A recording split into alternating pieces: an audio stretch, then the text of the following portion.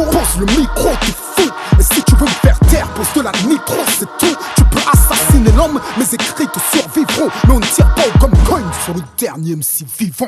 Pop, pop, c'est le retour du rap français. Kai James sur Rap Elite, dernier MC. Ça m'a fait plaisir, c'était plus une conversation qu'une interview. Et merci à Rap Elite pour le soutien.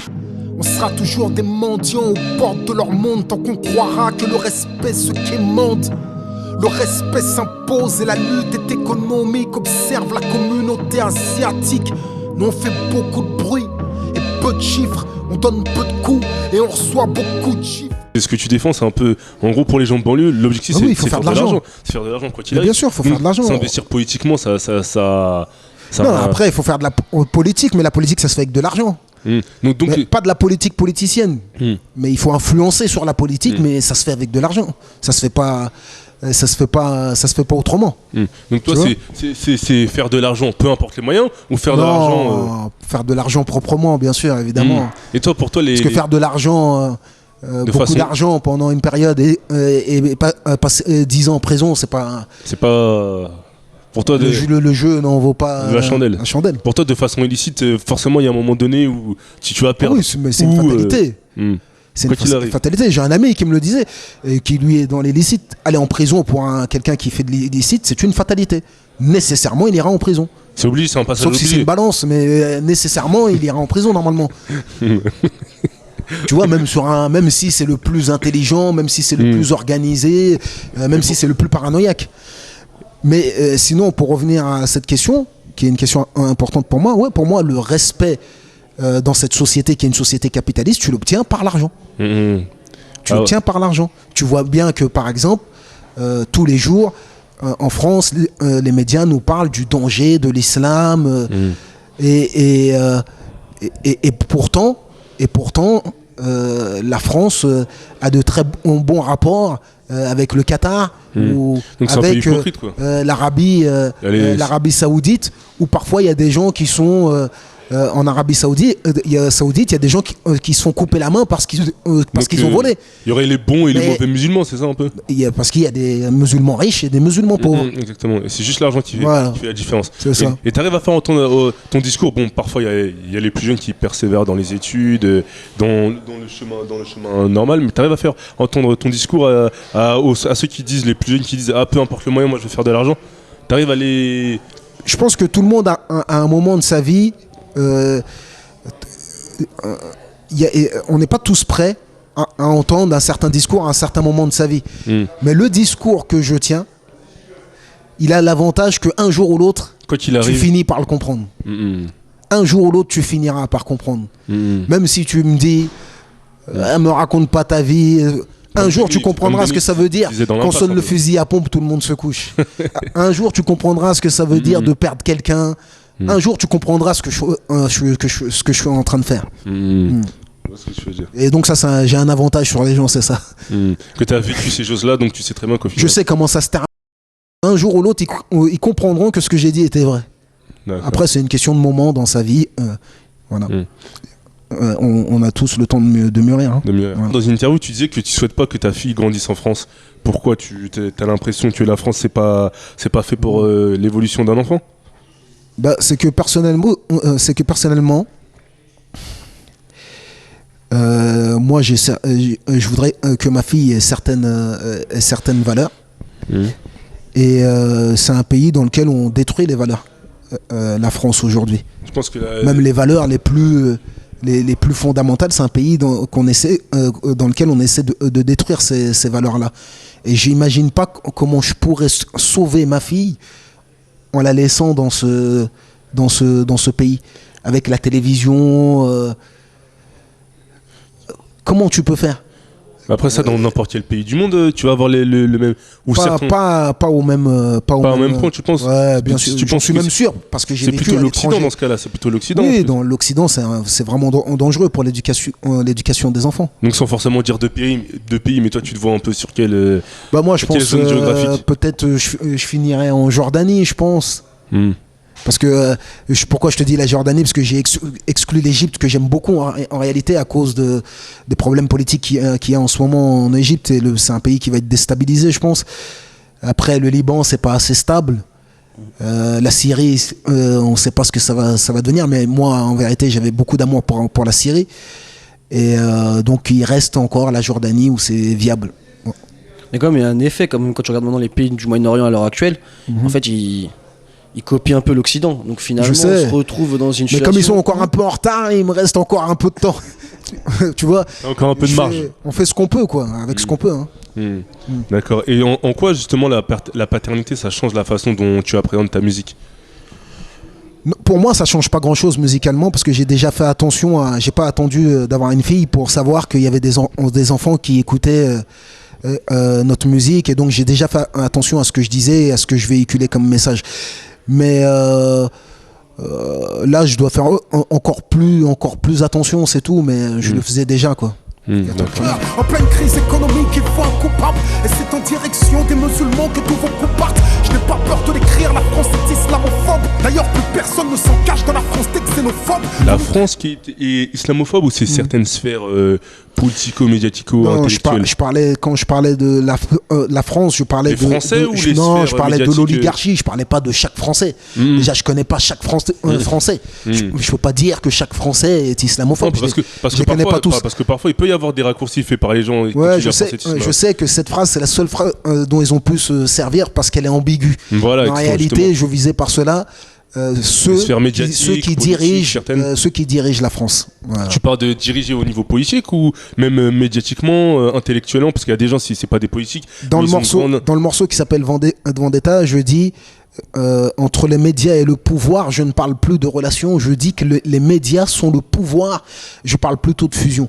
Est-ce qu'il y a vraiment une différence aujourd'hui entre les médias et ceux qui nous dirigent? Est-ce que les médias ne sont pas ceux qui nous dirigent finalement aujourd'hui? Mais donc si les médias nous dirigent, logiquement c'est plutôt les groupes. C'est-à-dire les médias sont détenus par des gens qui nous dirigent. Et donc ça revient au même. Les médias disent que ce que le pouvoir veut qu'ils disent. Donc pour toi les médias ne sont pas crédibles et c'est... Aujourd'hui pour moi, j'ai pas... tu me verras pas par exemple chez Ruquier ou tu vois, pour moi ça va pas. Mais justement, en plus dans un texte tu disais oui que depuis que tu as été piégé chez Ardisson, t'évites un peu les plateaux télé. Mais justement, tu penses pas que c'est dans ces endroits là où il faut faire entendre ton discours devant un public hostile plutôt que de le chanter à ton public qui est déjà conquis en fait? Je veux bien devant un public hostile et aller à la télévision, mais si on peut faire une émission qui dure 2 heures. Oui, mais il y a pas forcément... Le problème à la télévision... Le format est court. Format est court. C'est monté après. Et donc, ils ont besoin de te mettre dans une case.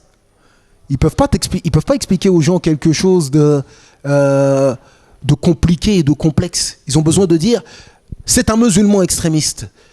C'est un jeune repenti. C'est un rappeur sage. Te mettre dans une case. Tu peux pas rentrer dans les nuances parce que t'as que 10 minutes. Mais après justement, ça t'es sur leur terrain. Oui, mais c'est trop difficile. C'est pas mon métier. C'est pas un art que tu maîtrises. Non, je maîtrise pas ça. Tu penses que c'est trop court. Moi, par exemple, tu vois, tous mes textes sont longs. Parce que je prends du temps pour expliquer les choses. J'ai toujours été comme ça. Mais parfois, il y a des débats sur... t'as déjà été invité à des débats, par exemple, Ce soir ou jamais, ou je sais pas, il y a aussi sur France 2, complément Non, mais quand j'y vais... C'est assez long, en fait. C'est assez long, un format assez long. Non, moi, quand je vais sur un plateau, je fais que des lives. Ah ouais. Sinon, je participe pas. Tu veux pas parler ou sauf si j'ai vraiment le temps. Ou sinon, il faut que j'y aille pour faire un zapping, quoi. J'y arrive et je dis un truc, tu vois, et je fais boum, tu vois, mais sinon, j'ai pas envie de faire ça non plus. Cette stigmatisation des musulmans que tu dénonces en France, elle vient d'où selon toi? C'est une peur du musulman? C'est une peur de la religion? Non, c'est une volonté, c'est quelque chose qui est voulu, C'est une religion qui met mal à l'aise? Non, c'est pas... Ou bien les sphères les sphères de pouvoir que tu dénonces, que tu critiques, c'est parce que les médias et le pouvoir, ils ont décidé que pour cacher la crise économique, il fallait un coupable et ils ont décidé que le coupable, maintenant, c'est le musulman. Le bouc émissaire, c'est le musulman. C'est tout. Et tu penses que les Français croient à cette... Oui, bien sûr, malheureusement. Même, une grande partie de la population croit ce que disent les médias, malheureusement. Mais là, en ce moment, on va dire la population française commence à avoir un double discours, en fait. Le Qatar commence à racheter beaucoup de choses. Mais je suis pas sûr que ça nous aide, finalement, nous, les musulmans. Je suis pas sûr que ça nous aide. Parce que mets-toi à la place d'un Français de souche. Toute la journée, on te dit que les musulmans sont un danger. Les musulmans vont envahir la France. Les musulmans veulent pas pratiquer leur religion de manière discrète, mais ils veulent mettre des minarets, ils veulent faire l'appel à la prière. Et après, on te dit, et en plus, le Qatar rachète le PSG. Donc ça corrobore. Et puis, je sais pas si c'est bon pour nous, finalement. Tu penses que le français voit ça comme une invasion, c'est ça? J'ai peur que le Français qui réfléchit pas voit ça comme une invasion, exactement. Donc tu expliquerais ça par la poussée du FN, comme lors de ces dernières élections qui sont montées à 20% quand même. Oui, bien sûr que la poussée du FN, elle est liée à ce que les médias ont propagé comme image des musulmans, des noirs, des arabes, des banlieusards. Mais moi, très, très sincèrement, je suis plus à l'étape où je considère que le Front National, ce serait l'ennemi absolu. Parce que quand tu regardes bien, le Front National n'a jamais dirigé la France. Donc, tous les textes qu'on a écrits, et quand on s'est plaint, et toute la souffrance qu'on prétend avoir subie, c'est pas le Front National qui nous l'a fait subir.